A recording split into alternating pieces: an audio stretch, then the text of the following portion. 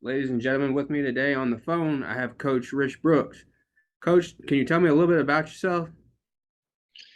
Well, just traveled all over the country following the football coaching career. I graduated from Oregon State, played for a great coach by the name of Tommy Prothro, and then I ended up coaching 1 year in high school in Sacramento and went back to Oregon State as an assistant coach with Dee Andros, who took over the program.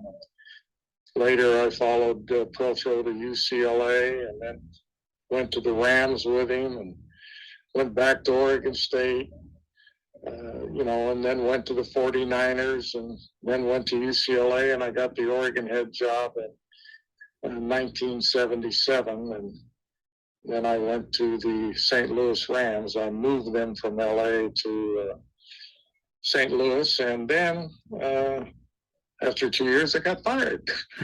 So I went into a defensive coordinator job with Dan Reeves at the Atlanta Falcons. We were fortunate enough to go to the Super Bowl, in the '99 Super Bowl. And then I retired for 2 years after coaching 4 years in Atlanta, and wanted to get back into the college game. But if I didn't, I was going to be done. And then I got an opportunity at Kentucky, and I took that and went back there for 7 years before I finally retired for good at age 68. Okay. All right. So you've spent a lot of time in the game, obviously. How would you say it's changed since like your playing days to now? Oh my goodness, it's you can't count the number of ways that it's changed. Certainly, the game itself on the field, the product has changed because it's more passing than running. It's more razzle dazzle, spread offenses, throwing the ball 40, 50, even 60 times or more a game. Where back when I played at Oregon State, 20 passes was a lot in a game. And it has just changed dramatically recently with the NIL and the transfer portal.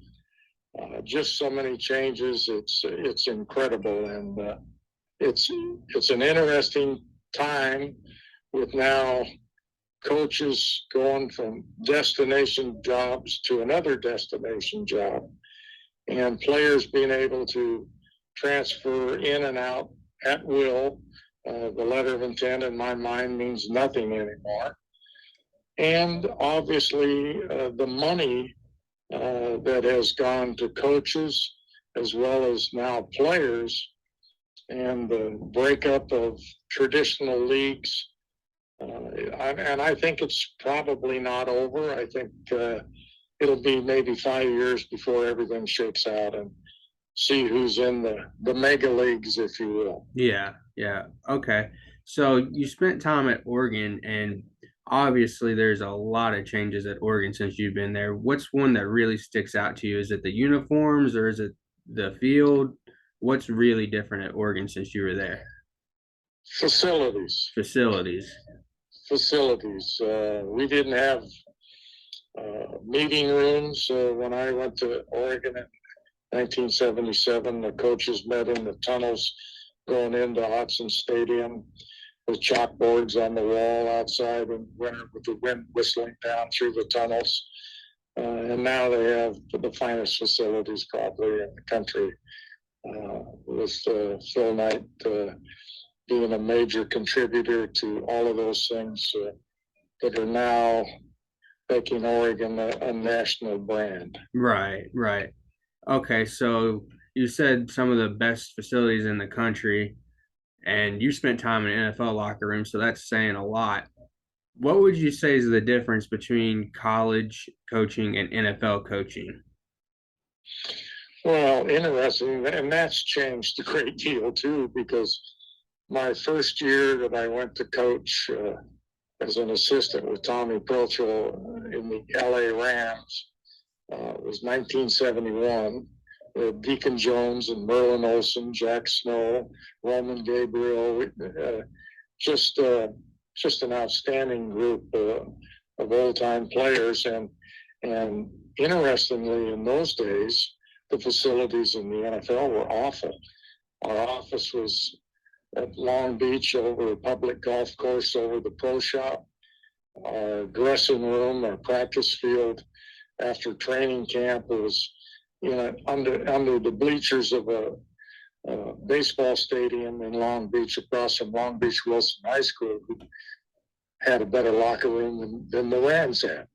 And now NFL has just magnificent facilities. My last 2 years with the Falcons, we moved into a great complex in Flowery Branch, and those facilities were outstanding. Indoor practice fields, beautiful offices, state-of-the-art equipment, just lots of changes in that game, as well as the same type of thing that's happened with the arms race in college football. Facilities are the thing that attracts recruits and players, and everybody's spending money at a clip that I don't think they can sustain going forward. Yeah. Okay. No, that's absolutely. Where does the money come from? Where does it keep coming from? Who runs out first? Well, the money, obviously, the recent changes in leagues is coming from football television money, Absolutely. and that is the name of the game right now. Right. And I hate to see where all of this goes, because athletic departments, I think, are going to look a lot different if players, I see Northwestern players are trying to unionize. I don't know what's happened with it, but there was a bill in the California legislature that wanted the football and basketball players to share in the revenue. And I think that's what Northwestern's players are trying to do, to share in the revenue generated in football after football expenses. Well, if that happens, then all the money that has been made in football and in a lot of schools, basketball, and provided scholarships and opportunities for the Olympic sports, those sports are going to get dropped. Yeah. If the players take all the money. Yeah. And Title IX will go up in flames. Yeah. I mean, well, Coach, it'll be very interesting to see how the courts handle all of this as it goes forward, because state legislatures are taking over and making rules that the NCAA cannot, and well, they don't want to, but they can't enforce, because they would be against state laws. Yeah, it's truly wonderful to talk to somebody who understands a lot about Title IX and conference revenue sharing, because a lot of times you try to explain that to people and they just don't seem to connect the dots, and they don't understand why Vanderbilt stays in the SEC you know what I'm saying, SEC conference and all that stuff, but they don't understand that Vanderbilt, whether they get their butt kicked or not, funding their entire athletic program through losing all season long. So I guess shifting from Oregon and some of the money talk down to Lexington and the SEC, what was your favorite thing about coaching in Lexington, Kentucky? Well, it's a great place to live.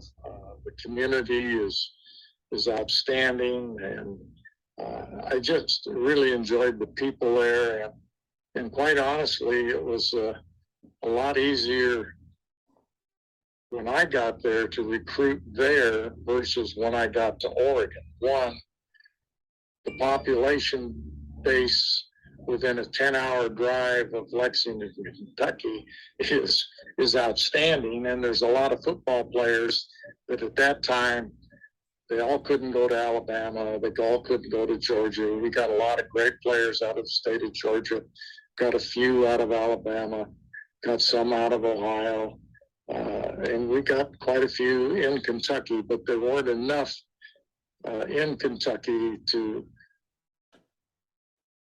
fill the whole roster and make it competitive. So we had to go out of state, but it was still within striking distance of parents being able to come to the games, and it just was just a lot simpler situation, and didn't take as long to turn it around as it did at Oregon. Right.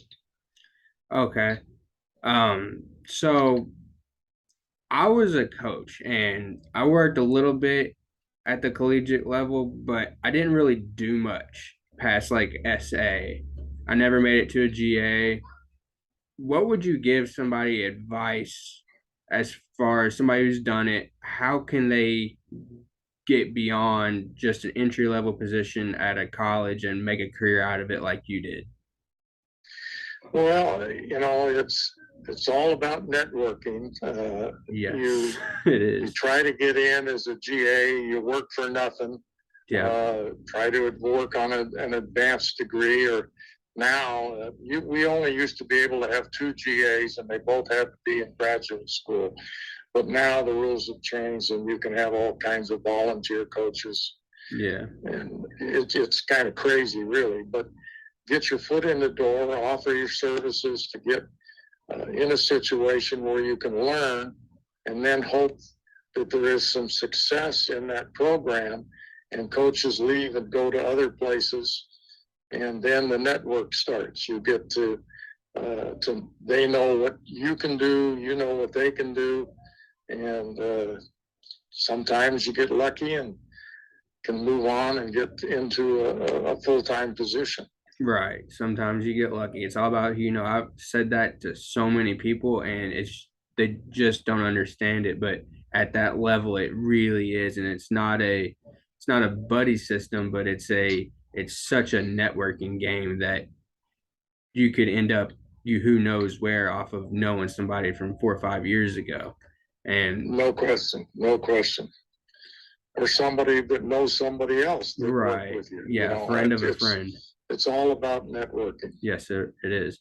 Okay, so would you take us back to 1994 and tell us about that season at Oregon because it was a very successful season for you all? Well, yeah, it didn't start that way, and Right. I kind of joke about it now, but we opened up against Portland State and won that game. Not not handily like all the alumni thought we should have, but we won it by about 20 points. And then we made a trip to Hawaii, and I had a player by the name of Corey Murphy, a wide receiver, get hit crossing the middle and was partially paralyzed on the field. We had to leave him there for about 3 days before he flew home. He ended up being okay, but it did end his career, and we lost that game. Yeah. And we came home against Utah. Ron McBride, who I later hired as an assistant at Kentucky in my first 2 years, he came to town with a very good team, but Utah was, Utah in those days. They weren't in the Pac-12 at that time, and we were supposed to beat them, and we lost a game like 20-19 or 20-18, something like that. And Iowa's coming to town with Hayden Fry, and they're a ranked team, and they were selling Ditch Ritch bumper stickers and T-shirts in the parking lot at Autzen Stadium, and we crushed them. And then we went on, obviously, to win the conference and go to the Rose Bowl for the first time since 1956, and that kind of was a typical season, I think. And to do it after that tough start, we had a lot of great young players that grew up in a hurry and played great football. Yeah. So you just jumped from 94 to 96, but I wanted to ask you about the 95 Rose Bowl and how that went. What was your favorite memory from it? Well, getting there, obviously, we had a couple of great wins, a lot of great wins along the way to get there. But Yeah. the fact that Oregon hadn't been there for a long time, and we did we were competitive, but we missed 3 field goals. I had a freshman kicker who helped get us into the championship and win the league and go to the Rose Bowl. But he had a tough game there, and we were down by 3 points at halftime. And at the end, I went for it on 4th down and deep in our own territory because we were down by 11 points and we needed 2 scores. And we didn't make it, and they tacked one on, a cheap one at the end to make it look worse than it was. Danny O'Neill had the passing record in the Rose Bowl. I think it was just broken last year for the first time. Yeah. We passed for 475 yards. And Penn State had a great team. They had broken all of the the college football offensive records. And a lot of those players went on to extended NFL careers. Unfortunately, Kajana Carter was the #1 draft choice, and he blew out his knee, I think, in the preseason at Cincinnati, and really never got back on track. Right. Okay, so you took Kentucky at one time from about 2 wins to about an 8-win team. Can you kind of guide us through the process of what that takes and the work that really goes into taking a team from nothing to something? Well, it was very difficult at Kentucky because they were on probation when I was able to get that job. And we had 61 scholarship players out of 85 my first year. And we were also limited in how many we could sign. So we couldn't go back and sign full 25. We were limited to 14 or 15 new signees for 2 or 3 years. And we ended up putting a lot of walk-ons on scholarship that weren't new signees. But it took quite a while. And again, another moment, my 4th year, we went to LSU. Andre Woodson was a quarterback and just kind of breaking in and doing a good job. And we got crushed 51-0. And again, we come home against Georgia, and they're selling Ditch Ritch bumper stickers and T-shirts in the parking lot in Lexington, Kentucky, a lot like they did in Eugene, Oregon.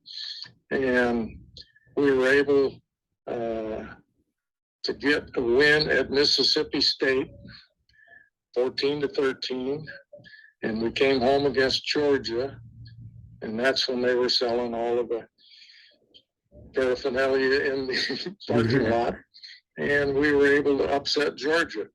It was quarterback Stafford's first year as a freshman, and we beat them and went on to go to the Music City Bowl, and we were able to beat Clemson in the Music City Bowl. So we flip-flopped that season, and then we actually the next 2 years we beat Florida State in a bowl game, and we beat East Carolina in a bowl game. We won 3 straight bowl games for the first time in school history. Yeah, that's crazy because I remember that.